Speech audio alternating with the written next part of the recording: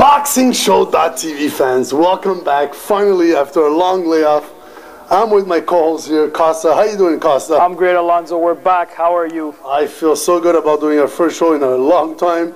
I think it's our first show since the New Year's. Yeah, of course. Our first show of 2010. It's been, don't worry fans, we've just been really busy, but we got a lot of good information for you guys, and you're going to have a really good time with us.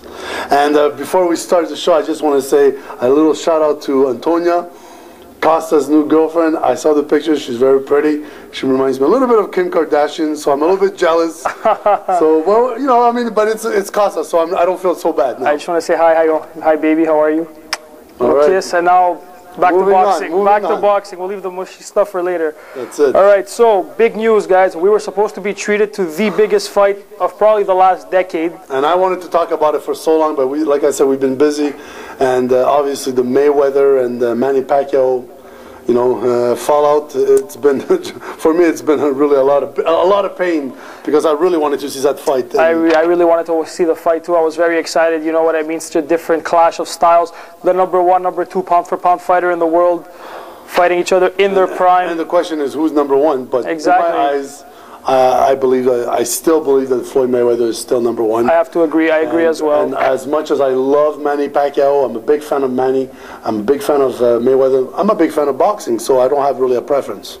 Exactly. It would have been a great fight for the fans. You know what? Unfortunately, that fight did not come to fruition. A lot of issues, you know, between the two camps. A lot of egos. Right. In the end, we could talk about it all day, like we said. But just to go on it really briefly, the thing with the blood test, I think personally, even though the state of Nevada doesn't force Manny to take any blood tests, and that was the big issue. Why should we take the blood test? The Olympic-style blood testing. Olympic-style testing that can possibly make you take a test even up to the fight. But you know what?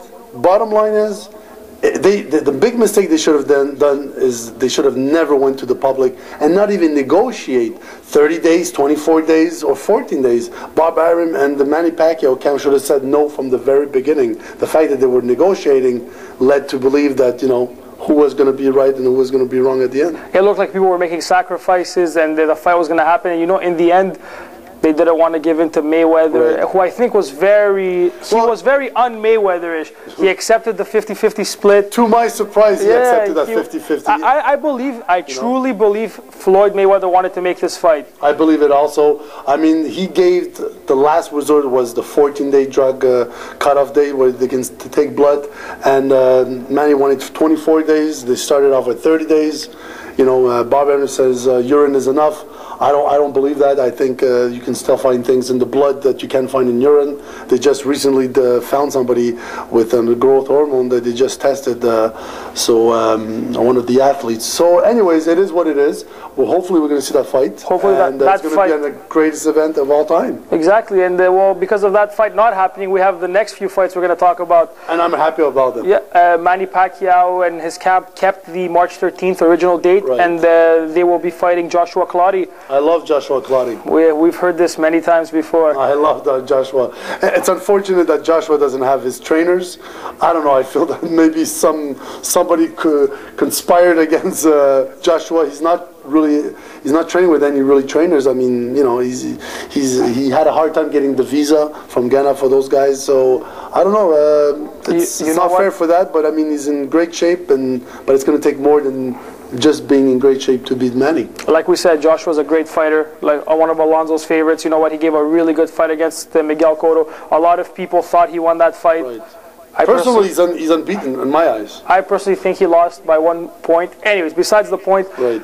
Well, he fought Margarito, broke his hand. He was winning the fight until the 6th. I mean, Baldomir, he got disqualified. He was easy. You will never question his heart. He is a tough guy. He's a good boxer.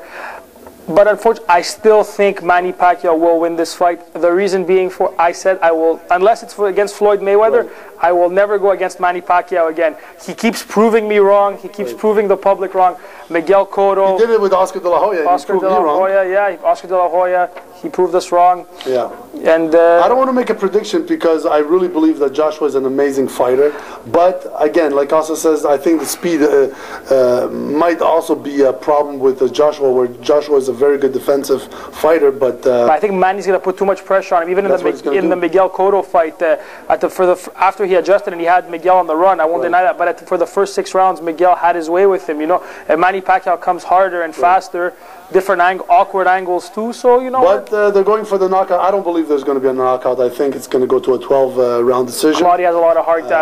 And we're going to find out. It's going to be, regardless, a huge test for Manny Pacquiao. Definitely. In no way, I would not be surprised if he lost. For me, he's the best welterweight, true welterweight that he's facing. Not a drain Oscar, a real full-fledged welterweight. So that's going to be a good test. And moving on to the next fight. The next fight, Mayweather. Instead, now he's moving to May. He's going to be fighting on May 1st against. And I am actually excited about this fight. Very excited. I've been waiting for this fight for the last 10 years. Everybody's been waiting for that fight. Sugar Shane Mosley, Floyd Mayweather. Sugar man, how you doing, baby? I would have liked to see it when Sugar was a bit younger, but you know what? He looked great against Margarito last year. He did. He's a gym rat, like we always talk about. The man's always in the gym. He still looks great. You could never count Sugar Shane Mosley out. For me, he's one of the best pound for pound, even boxer, even at 38. Even the last few years, even his loss to Cotto, it was a really close fight. And, and some people thought that Cotto could actually Mosley won the fight. I thought Mosley won the fight. Exactly, you know, at least a draw. A closely contested fight, but Shane Mosley is in great shape. Right, he's a hell of a fighter. Great boxer. He dismantled Mayorga. He's got the power. He's got the speed. He's got the intelligence. He's got the experience. He's got all these ensemble. But will it be enough to beat Floyd, Pretty Boy Mayweather? Actually, Money Mayweather. I will not count. I still think at the age he is now, Floyd's what, 32 now, 32, 33. He actually had his birthday, I think, a few days ago. Okay, so yeah, 33, but he's still, you know what I mean. Floyd is Floyd, and I still think he's the top. Right. His defense is unbelievable. You know what I mean. Floyd, he's a different fighter. Yeah, but it could end up being a great fight, if not fight of the year. You know what I mean. I don't know about fight of the year because Mayweather doesn't make. Mayweather's not here to make a fight. Mayweather is here to win and move on to the next opponent.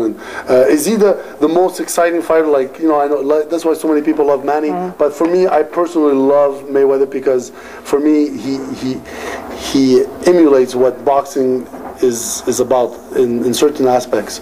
He's a great counterpuncher. He has great defense. He's so smart. And you know, at the end of the day, is who's going to be the smartest boxer? He's a ring tactician. Not the best boxer. Who's the smartest boxer? And his tactician. He's a ring tactician. You know what I mean? It's like he's an artist in the ring. You know, I will never deny Floyd Mayweather. There's not many people. There's a lot of haters out there who say he didn't fight this guy, he didn't fight that guy. The truth is, in our generation, we've witnessed one of the greatest fighters of all time. I've seen personally, except for my boy Roy Jones, I still believe he's the greatest athlete I've seen in boxing. But we're gonna move on. Who do you call for this fight? Floyd Mayweather.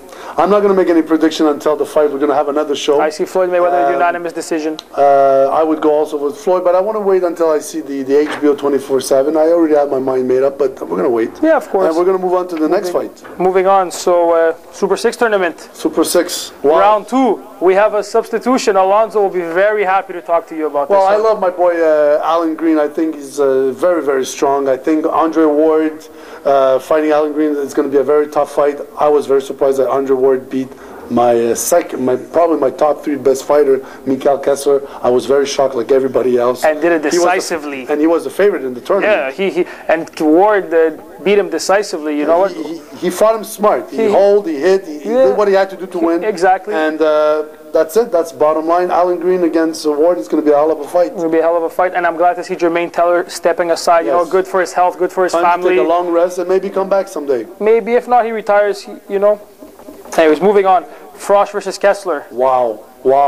Listen, this is the type of fight that Kessler likes, and I think Froch is not going to move too much like Andre Ward, and it's going to be a hard fight. He's flat-footed. He's going to come at you. He's a warrior. He'll take punches. He'll throw punches. And this is why Kessler is going to beat him. He makes for a good fight. I like watching Froch fight. What do you think? You know what? I'll say Froch. I'll say Froch. He finds a way to win. I don't know why. All right, and finally, Arthur Abraham versus Andre Dirrell. Wow. Power versus boxer. Yeah, I'm not going to make any prediction on this one. We'll wait till the fight gets closer, you know what I mean? That's a tough one. A very tough one because Dirrell he moves a lot. Abraham is very strong, and we're going to see what Styles is about. Styles make fights, and that's a perfect fight to actually to see which style is going to win. I honestly think if Andre Dirrell utilizes his speed and the lack of defense with Abraham, sometimes his jab could go in. You never know. You know what? But we'll talk more about it when the fight reaches closer. Exactly. And for now, folks, we're going to come back with some more fights coming up in the next show. But we have a lot more to talk about. Until then, BoxingShow.tv fans coming back for more and more.